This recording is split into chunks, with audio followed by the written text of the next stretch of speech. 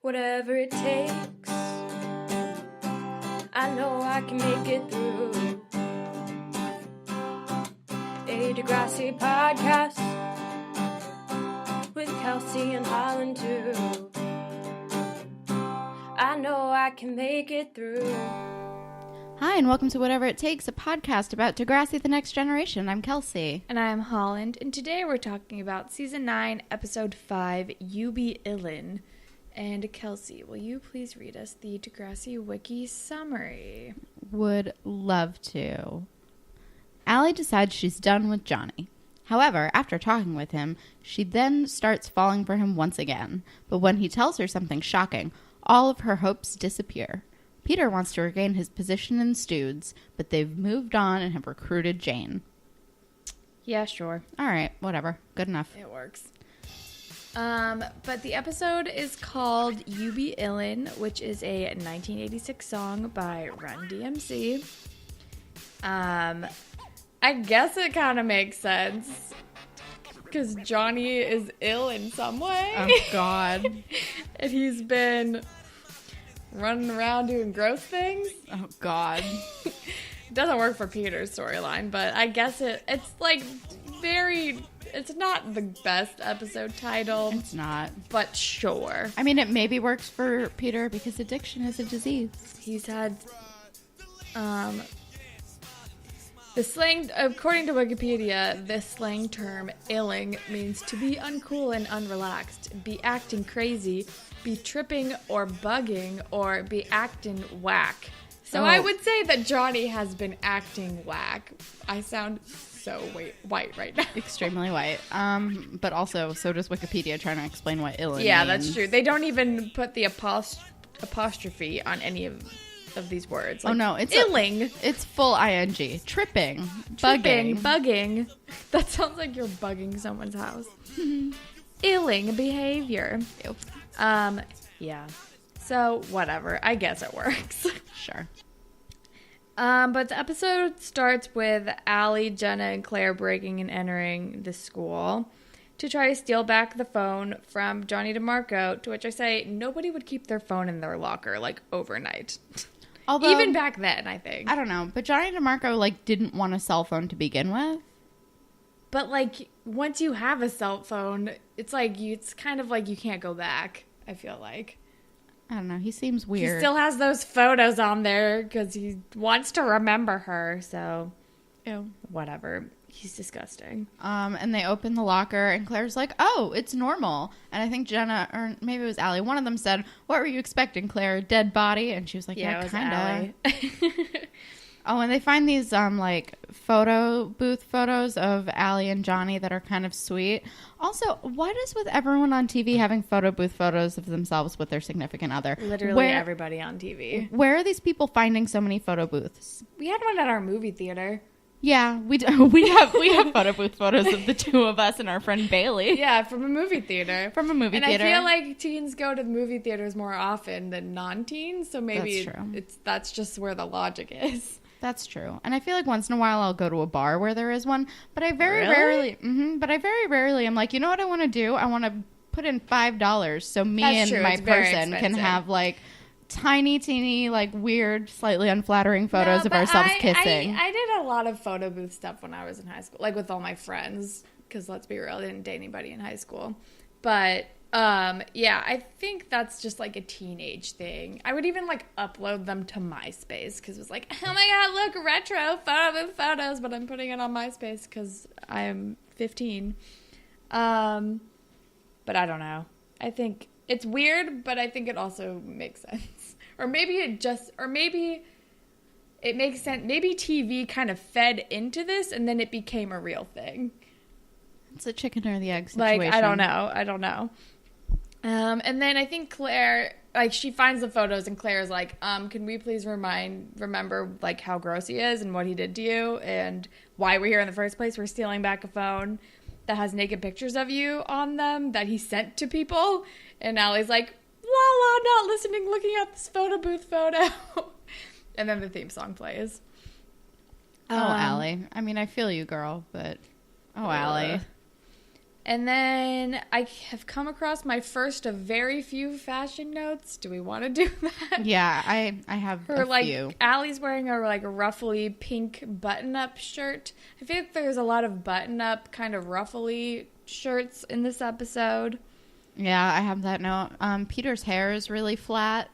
Yeah, Spinner is wearing a baseball hat at one point, which I thought was weird. Alli and Jenna are both wearing weird shirts in the same scene at the end.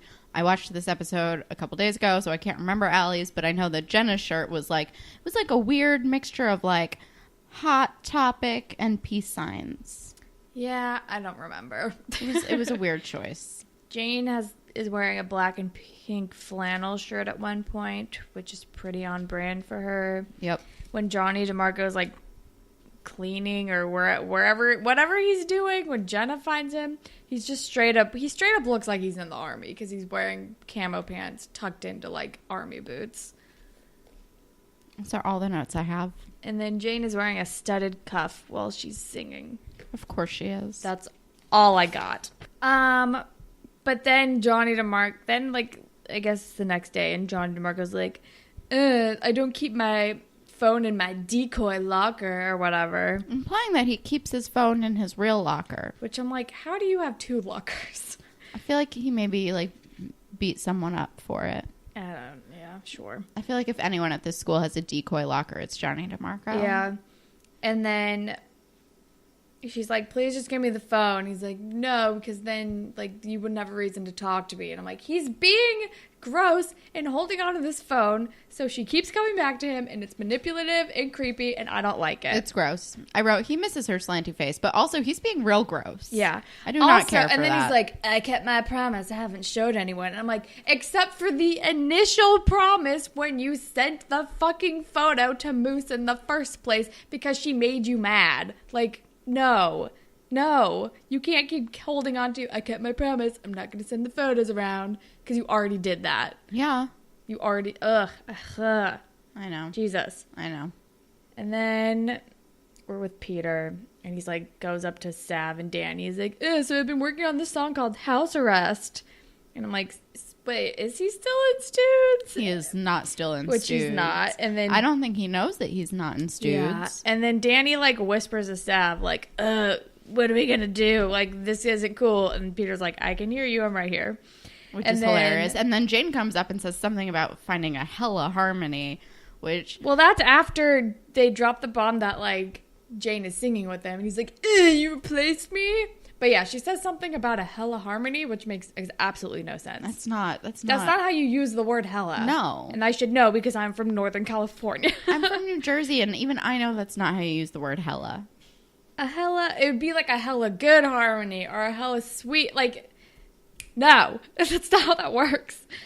I don't know. Hella is not the adjective. No. Hella is the adverb. Claire, I think. Then we're back with Alli. Oh, and they're playing Jenna. They're playing volleyball gym, which was always my least favorite. Besides all of gym, it does hurt your wrist. I mean, all of gym was my least favorite, but I especially didn't like volleyball because I was like, people get super aggressive. I didn't like volleyball either. I didn't like a lot of gym either. We had to do a whole badminton. Oh, I think we talked about this already. I like badminton. We have already talked about this, but I do like badminton for the record. Did you ever have to do floor hockey? I always thought that was so weird, and I hated it. Probably. I didn't go a lot.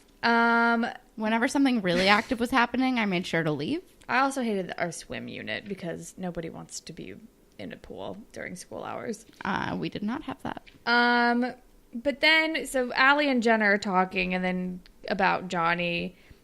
And Allie's like, Claire thinks I should hate him, but I can't. And I was like, Claire's right. Well, yeah, of course Claire is right. But Claire also is not, like, dealing with any feelings at all. And as much as I always hate Jenna, I like Jenna in this episode. Yeah. She keeps saying wise shit. She's like, you can't help who you care about. Like, you shouldn't feel bad about liking him, but also maybe don't pursue this. She doesn't say don't pursue this. She says, if it's meant to be, it'll happen. Oh, right. Maybe that was just me thinking, I'm like, please don't pursue this. But then the next scene, he gives her back the phone. And he's like, here's the phone. Like, I didn't share with photos and all. I didn't show anyone. I'm like, who knows if that shit didn't get forwarded somewhere else? But okay, this is a good step, I guess. It lives on Bruce's phone now. Yeah. And then he's like, meet me. Did he say meet me at like music detention? He said, which was a weird combination of words. But he's like, meet me here. And then like later, and Alli gets all spoony again. Well, he says that when she and Claire are out, because he just, like, gives her the phone. Oh. And she's all, like, smiley, and Mr. Simpson comes out, and he's like, DeMarco, you have places to be. Because Johnny DeMarco is, like, lurking outside of meeting. outside of the class, and then Alli goes outside. And the only reason I even paused to correct that sentence is because for some reason Claire and Alli are tasked with, like, putting the letters on the outside board of the school. You know, where they advertise, like, LARPing and shit. That's what they're doing. I'm like, why do they have to do this? I don't even remember that. Did they volunteer? Is this a punishment? I don't know. Yeah, they're out. Oh, yeah, they're outside. So then they're outside talking, and Claire's like, what are you doing? And, So, okay. I'm now remembering how this happened. He was lurking outside. He gave her back the phone. She went back in the classroom. Then Claire and Alli are putting words on the board. And then he comes over to ask her to meet him somewhere. Yes? Yeah. Okay. Yes. And Claire, it's all coming back to me. And Claire is giving Alli all sorts of shit. And Allie's like, get off my back, man. And she's like, yeah, but he's still the same slime ball. What's changed? And she's like, babe, like, have you ever thought that maybe he's sorry? And I'm like, yeah, but he hasn't actually apologized to you yet. But yeah, and she's like, whatever, maybe he's sorry.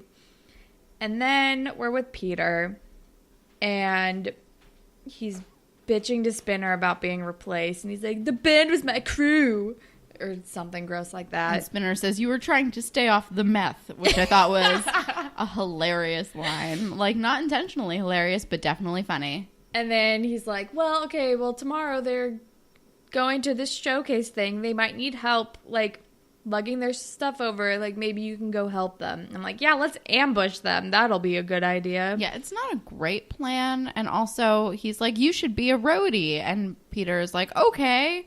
But also, Peter is dumb and doesn't realize he's agreeing to be their roadie. Yeah. But then we're with Alli, who meets Johnny in music detention or whatever.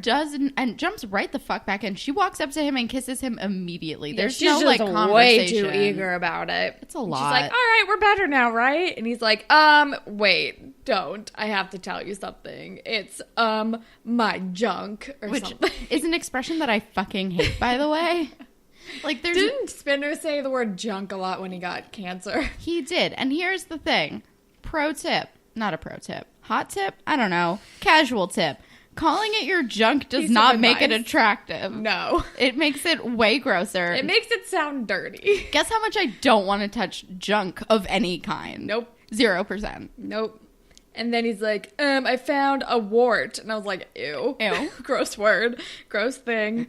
And everything about this is upsetting. She's like, what are you saying? Like, did you get it from your jockstrap or something? I'm like, Alli, in what world, A, does Johnny have a jockstrap or play sports or anything? And also, you are acting very naive right now.